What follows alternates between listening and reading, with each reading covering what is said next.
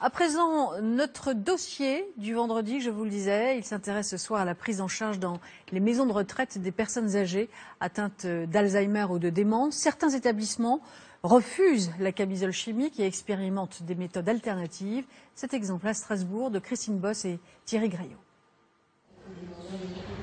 Dans les maisons de retraite, le temps semble souvent s'être arrêté. Mais il y a des moments que les résidents attendent plus que d'autres.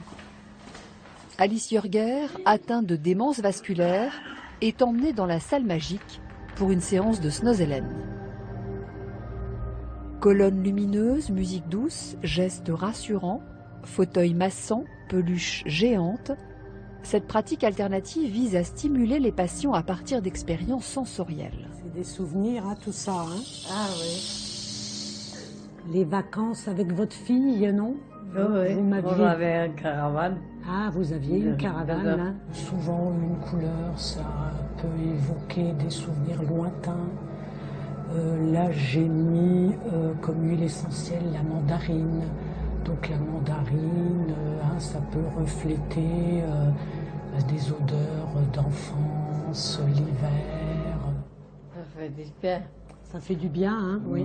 Ça vous détend? Ben oui. Alice revit ainsi des bribes de sa vie, 1 heure par semaine.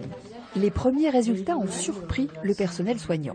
Cette personne, avant les séances Snozelen, était très repliée sur elle-même, avec beaucoup de plaintes en recherche d'empathie de la part des soignants. On a vu très rapidement un changement de comportement avec une reprise de l'envie.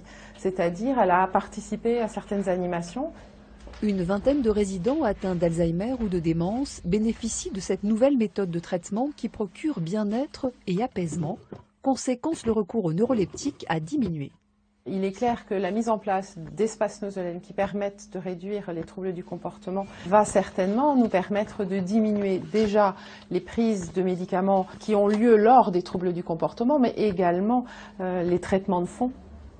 Cette méthode a également permis à certains résidents de retisser des liens avec leur famille.